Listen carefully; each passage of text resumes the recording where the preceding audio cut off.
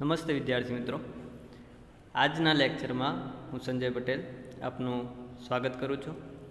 આપણે ગયા લેક્ચરની અંદર જે કોષ દિવાલના સ્તરો હતા તેમનો અભ્યાસ કર્યો અને તેના કાર્યોનો અભ્યાસ કર્યો. આજે આપણે જોઈશું જે કોષો વચ્ચે જે પોલાણોનું જે નિર્માણ થાય છે અને તેના આધારે તેના 3 જે પ્રકારો પડે છે તેનો અભ્યાસ અને કોષ રસ સ્તર વિશેનો અભ્યાસ જોઈશું. તો તેમાં જોઈએ કે પોલાણોનું નિર્માણ કઈ રીતે થાય છે.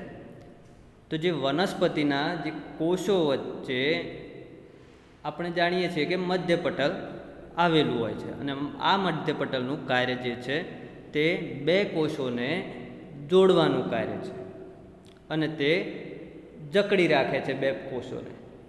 જ્યારે કોષો તરુણ અવસ્થામાં હોય એટલે કે શરૂઆતની સ્થિતિમાં જ્યારે નાના હોય છે ત્યારે તે એકબીજા સાથે જોડાયેલા હોય છે, પરંતુ જ્યારે તે વિકાસ થાય છે અને કદમાં મોટા બને છે ત્યારે તેમની વચ્ચે અવકાશ જોવા મળે છે. પરંતુ કોષો જ્યારે એકબીજાથી નજીક હોય છે અને જે કોષો કદમાં મોટા બને છે અને જે પાસેના કોષો હશે તે દબાણના કારણે અમુક વખતે નાશ પામતા હોય છે અને કેટલીક વખત કોષો નાશ પામ્યા વગર જ તે દૂર જતા હોય છે અને તેમની વચ્ચે અવકાશનું નિર્માણ થાય છે. આ જે અવકાશ જે છે અથવા તો જે પોલાણ જે નિર્માણ પામે છે તેને આંતરકોષીય અવકાશ તરીકે ઓળખવામાં આવે છે. જે આવા આંતરકોષીય જે અવકાશ જે છે તેની અંદર હવા હોય છે, પાણી હોય છે તથા કેટલાક દ્રવ્યો ભરેલા હોય છે, જે વનસ્પતિની દેહધર્મ ક્રિયામાં ખૂબ જ ઉપયોગી થતા હોય છે. તો આ જે પોલાણો જે કોષો નાશ પામીને અથવા તો કોષો એકબીજાથી દૂર જઈને જે પોલાણોનું નિર્માણ થાય છે તેના મુખ્યત્વે 3 પ્રકારો છે. તેમાં પહેલો પ્રકાર છે પટ્ટાકાર અથવા તો ફાટ સ્વરૂપે પોલાણ, જેને સાયઝોજીનસ કેવિટી કહેવામાં આવે છે. ત્યારબાદ કોટરીય પોલાણ અથવા કોષોનો નાશ થવાથી ઉદ્ભવતું પોલાણ, જેને લાઇસિજિનસ કેવિટી કહેવામાં આવે છે. અને ત્રીજો પ્રકાર કે જેમાં ફાટ કોટરીય પોલાણ અથવા સાયઝોલાઇસિજિનસ કેવિટી કહેવામાં આવે છે.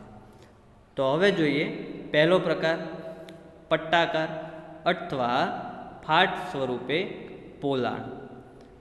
તો અહીંયા જોઈ શકાય છે કે જે સાયઝોજીનસ એટલે કે સ્પ્લાઇટ થવું. તો કોષોમાં એકબીજા વચ્ચેની દિવાલ દૂર થઈ કોષો અલગ થાય છે, એટલે કે કોષો નાશ થયા વગર એકબીજાથી છૂટા પડે છે અને જે પોલાણ બનાવે છે તેને પટ્ટાકાર અથવા તો ફાટ સ્વરૂપે પોલાણ કહેવામાં આવે છે.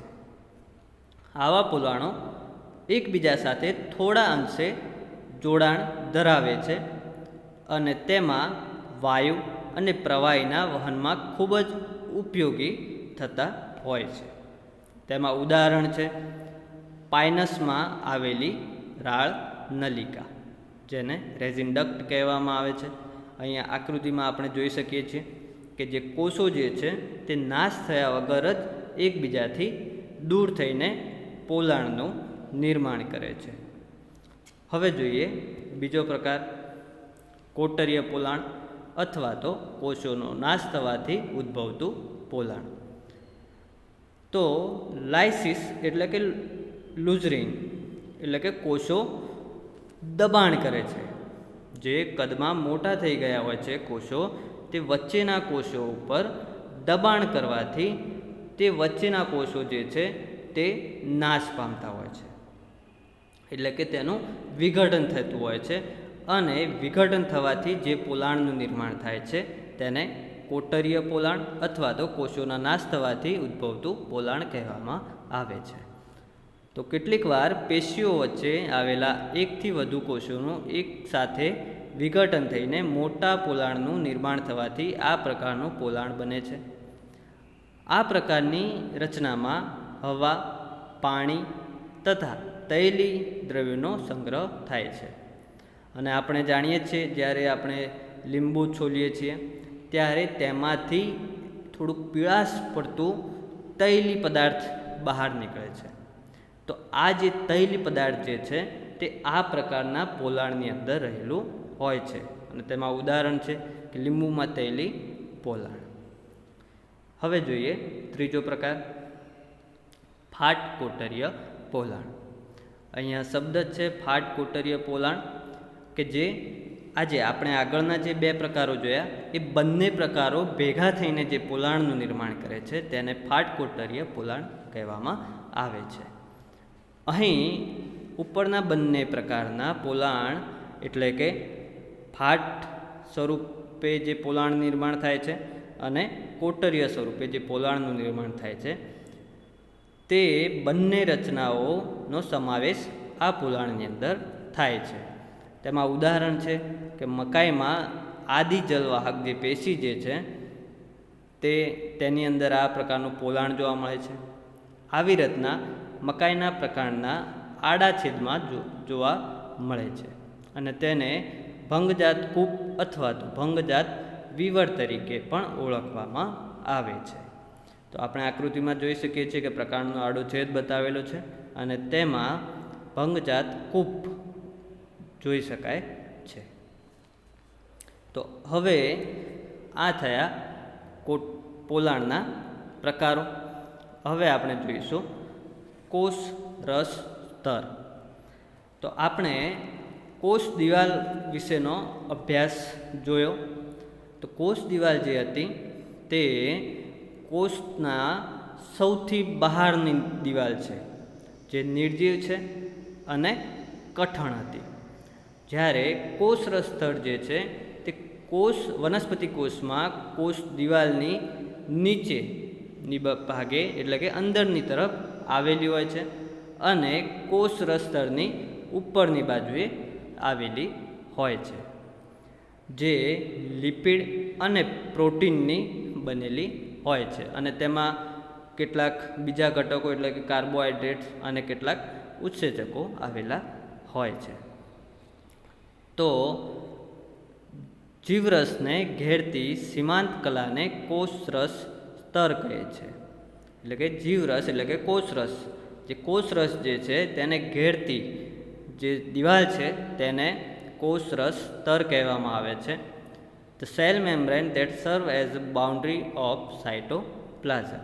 તો કેટલાક કોષ વિદ્યાશાસ્ત્રીઓએ તેને પ્લાઝ્મોલેમા તરીકે ઓળખાવી અને 1931માં પ્લોવને એક્ટોપ્લાસ્ટ કયો, જે કોષરસમાં આવતા આયનોની અવરજવરનું નિયમન કરે છે. તેની ઉત્પત્તિ કઈ રીતે થઈ? તો તેની ઉત્પત્તિમાં કેટલાક જે કોષ વિદ્યાશાસ્ત્રીઓ હતા તેમનું માનવું એવું હતું કે કોષરસની મધ્યમાં આવેલા સક્રિય પદાર્થો લિપોપ્રોટીન પૂરતા પ્રમાણમાં ખૂબ જ ઝડપથી કિનારી ઉપર આવી એકઠા થાય છે અને સ્તરનું સર્જન કરે છે, એમ તેના ઉદ્ભવ માટે માનવામાં આવે છે. આ પ્રોટીન અને લિપિડનું જોડાણ જળ વિતરાગી હોવાથી તે અર્ધ તરલતાને આભારી છે. જે પ્રોટીન અને લિપિડ જે છે તેમાંથી પ્રોટીન જે છે એ પાણીનું ગ્રહણ કરી શકે છે, જ્યારે લિપિડ જે છે તે પાણીનું ગ્રહણ કરી શકતું નથી. એટલા માટે જે આ કોષરસ સ્તર જે છે તે અર્ધ તરલતા દર્શાવે છે. હવે જોઈએ તેનું સ્થાન. તો વનસ્પતિ કોષમાં કોષરસ સ્તર કોષ દિવાલ અને કોષરસ વચ્ચે આવેલી છે. તો વનસ્પતિ કોષમાં સૌથી બહારની બાજુએ કોષ દિવાલ આવેલી હોય છે અને તેની નીચેના ભાગે કોષ રસ સ્તર આવેલું હોય છે અને તેની અંદર કોષ રસ આવેલો હોય છે. જ્યારે પ્રાણી કોષમાં કોષ દિવાલ આવેલી હોતી નથી. તો પ્રાણી કોષમાં કોષ રસને ઘેરતા પડ તરીકે આવેલું હોય છે. એટલે કે સૌથી જે બહારનું જે સ્તર છે તેને કોષ રસ સ્તર કહેવામાં આવે છે.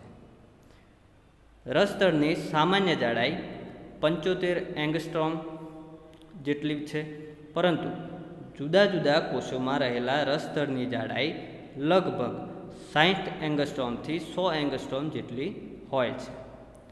રક્તકણોના અને આંતરડાના રસ સ્તરની જાડાઈ અનુક્રમે 215 એંગસ્ટ્રોમ અને 85 એંગસ્ટ્રોમ જેટલી હોય છે. તો આ થયું કોષ રસ સ્તરનો પરિચય. હવે જોઈએ તેનું રાસાયણિક બંધારણ. તો કોષ રસ સ્તર જે છે તે મેં પહેલાં વાત કરી એ રીતે કે તે લિપિડ અને પ્રોટીનનું બનેલું છે અને સાથે સાથે તેમાં કાર્બોહાઈડ્રેટ્સ અને કેટલાક ઉત્સેચકો આવેલા હોય છે. તો તેના બંધારણમાં મુખ્યત્વે લિપિડ, પ્રોટીન અને અલ્પ પ્રમાણમાં કાર્બોહાઈડ્રેટ્સ અને ઉત્સેચકો આવેલા છે. જુદા જુદા પ્રાણીઓ અને તેમાં રહેલા જુદા જુદા અંગોના કોષોના રસ સ્તરમાં તેનું પ્રમાણ જુદું જુદું હોય છે. જે જુદા જુદા પ્રાણીઓ છે તેમાં જે અંગો જુદા જુદા હોય છે તેમાં જે કોષ રસ સ્તર જે છે તેનું પ્રમાણ જુદું જુદું હોય છે. તેમાં ઉદાહરણ છે કે મનુષ્યના રક્તકણમાં પ્રોટીનનું પ્રમાણ જે છે તે 60% અને લિપિડનું પ્રમાણ જે છે તે 40% હોય છે. ત્યારબાદ ઉદરના જે સ્નાયુઓ અને યકૃતના કોષોમાં અનુક્રમે પ્રોટીન અને લિપિડ જે છે તે 65%થી 35% હોય છે અને 60%થી 40% જેટલું હોય છે.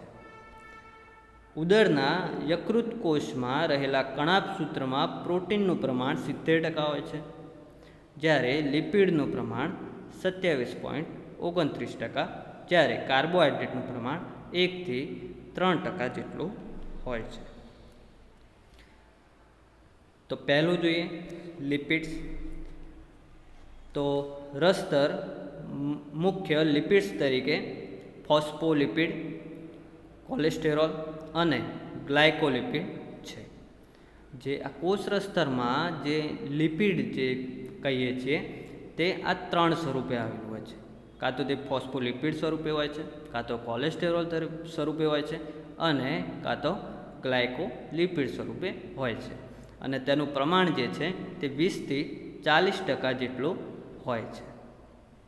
તો તેમાં ફોસ્ફોલિપિડ મુખ્યત્વે જે કોષ રસ સ્તર જે છે તેમાં મુખ્યત્વે ફોસ્ફોલિપિડ સ્વરૂપે આ લિપિડ્સ આવેલું હોય છે.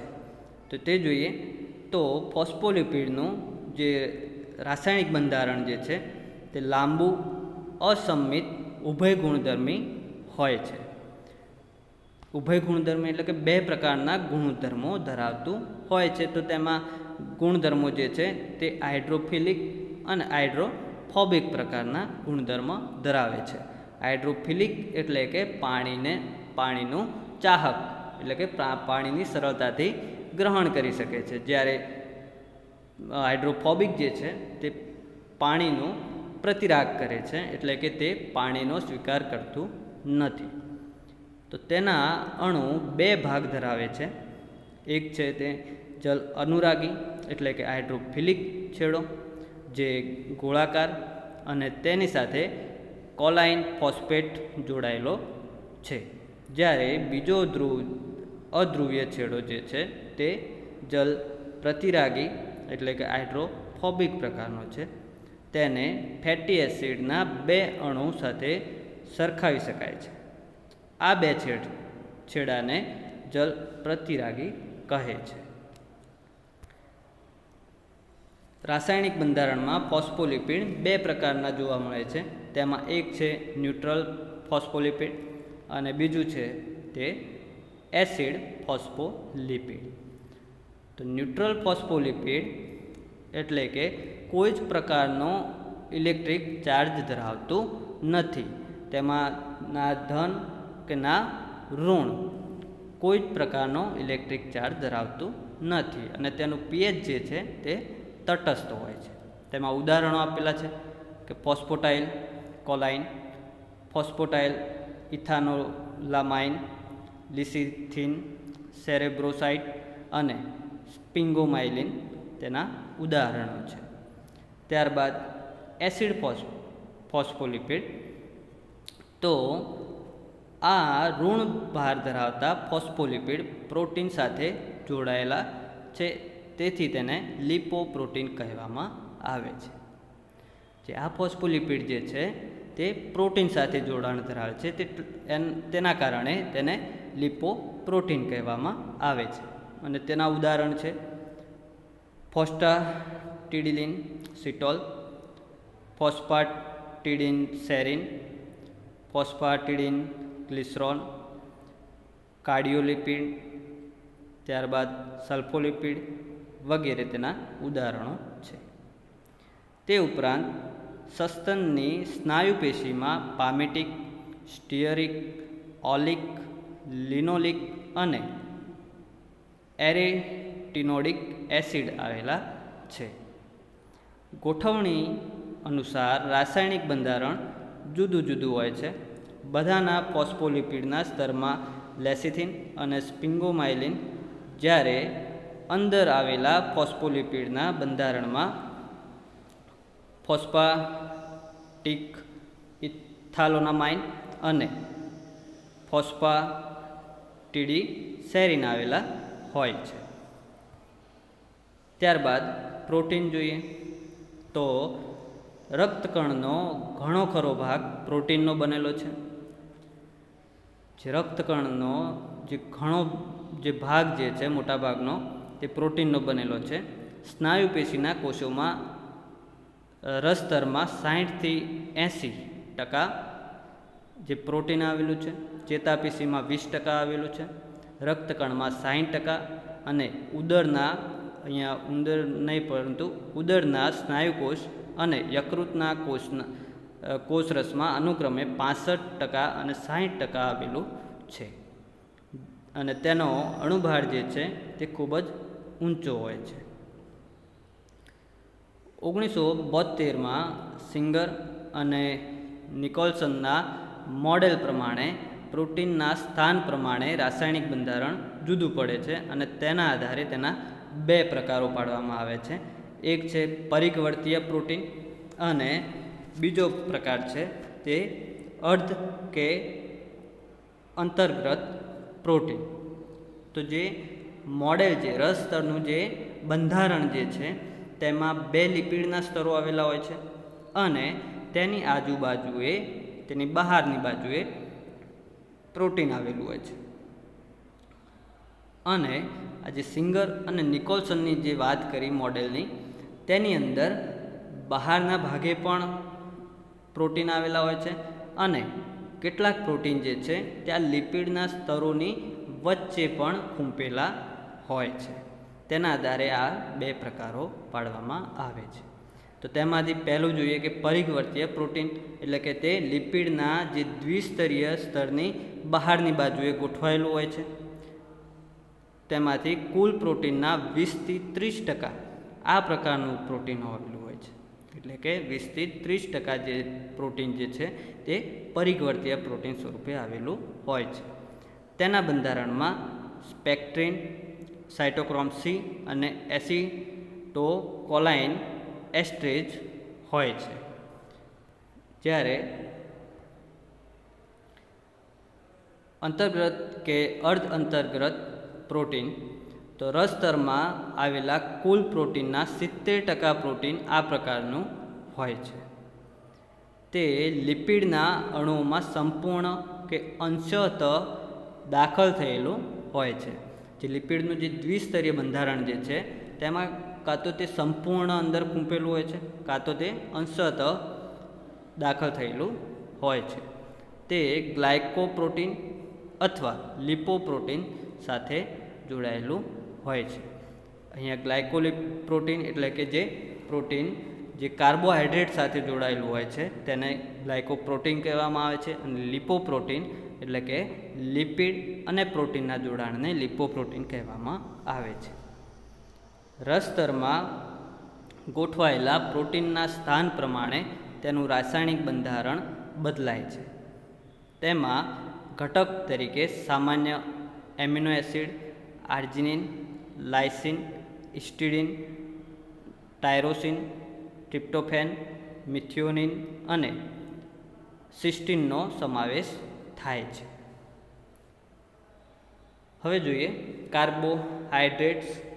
તો કુલ રાસાયણિક ઘટકોના પ્રમાણમાં તેનું પ્રમાણ 5%થી પણ ઓછું હોય છે. જ્યાં કોષરસ સ્તરનું જે નિર્માણ થતું હોય છે તેમાં જે કાર્બોહાઈડ્રેટનું પ્રમાણ જે છે તે 5%થી પણ ઓછું જોવા મળે છે. રસસ્તરમાં એક્ઝોન, એક્ઝોમેન ફ્રુક્ટોઝ અને સિયાલિક એસિડ આવેલા હોય છે. તેઓ રસસ્તરની બહારની બાજુએ જોડાયેલા હોય છે. એટલે કે જે સ્તર આવેલું હોય છે કોષરસ સ્તર, તેના બહારના સૌથી બહારના ભાગે આ જોવા મળે છે. તેઓ ઓલિગોસેકેરાઇડના 2 જુદા જુદા સ્વરૂપે જોડાયેલા હોય છે. તેમાં એક છે ગ્લાયકોલિપિડ અને ગ્લાયકોપ્રોટીન. તો ગ્લાયકોલિપિડ અને ગ્લાયકોપ્રોટીન એટલે શું? તો લિપિડ સાથે સંયોજાયેલા હોય તો તેને ગ્લાયકોલિપિડ કહેવામાં આવે છે. એટલે કે જે કાર્બોહાઈડ્રેટ જે છે તે લિપિડ સાથે જોડાયેલું હશે તો તેને ગ્લાયકોલિપિડ કહેવામાં આવે છે. જ્યારે જે કાર્બોહાઈડ્રેટ જે છે તે પ્રોટીન સાથે જોડાયેલું હોય તો તેને ગ્લાયકોપ્રોટીન તરીકે ઓળખવામાં આવે છે. ગ્લાયકોપ્રોટીન સાથે અંતઃસ્ત્રાવો જોડાય છે અને સંદેશાવાહક તરીકે કાર્ય કરે છે. તે એન્ટીજન તરીકે, કોષ આંતરિક ક્રિયા અને કોષ પરખ તરીકે કાર્ય કરે છે. તે ઓલિગોસેકેરાઇડના ઘટકોનું નિર્માણ કરે છે, જ્યારે ગ્લાયકોલિપિડ અને ગ્લાયકોસિડિક લિંકેજ સર્જે છે. હવે જોઈએ ઉત્સેચકો. તો રસસ્તરમાં એટલે કે કોષરસ સ્તરમાં લગભગ 30 જેટલા ઉત્સેચકો જોડાયેલા છે.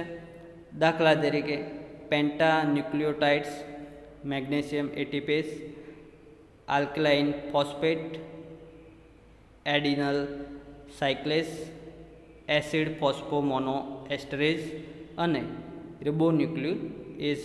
આ ઉત્સેચકો કોષની ક્રિયાશીલતાનું નિયમન કરતા હોય છે. તો આ થયું રાસાયણિક બંધારણમાં આવતા રાસાયણિક ઘટકો, જે કોષરસ સ્તરનું જે બંધારણ જે છે તેમાં આવતા રાસાયણિક ઘટકો. તો હવે જોઈએ કે રસસ્તરના વિવિધ મોડેલો અમુક વૈજ્ઞાનિકોએ નિર્દેશ કરેલો છે. તો તેમાં 1999માં સોવર સ્ટેઇન મોડેલ આપ્યું હતું. ત્યારબાદ 1926માં ગાર્ટર અને ગ્રેન્ડેલ દ્વિઅણુ લિપિડ લિફલેટ મોડેલ. ત્યારબાદ 1935માં ડેનિયલી અને ડાવસન લેમિલર મોડેલ. 1953માં ઇલિયર અને ઓફમેન મિસેલર વાદ. ત્યારબાદ 1959માં રોબર્ટસન એકમ ઘટક સંરચના અને 1972માં સિંગર નિકોલસનનું ફ્લુઇડ મોઝેઇક મોડેલ સૂચવવામાં આવ્યું. આની અંદરથી આપણે 3 મોડેલનો અભ્યાસ કરવાનો રહેશે. તેમાંથી છે સેન્ડવિચ મોડેલ, જે ડેનિયલી અને ડાવસને આપેલું મોડેલ છે. ત્યારબાદ એકમ પટલ સંકલ્પના. ત્યારબાદ જે ડેવિડ રોબર્ટ્સને આપેલું છે, અને ફ્લુઇડ મોઝેઇક મોડેલ કે જે સિંગર અને નિકોલસનનું આપેલું મોડેલ છે. તો આ 3 મોડેલનો આપણે અભ્યાસ કરવાનો રહેશે, જે આપણે નેક્સ્ટ લેક્ચરમાં જોઈશું. Thank you.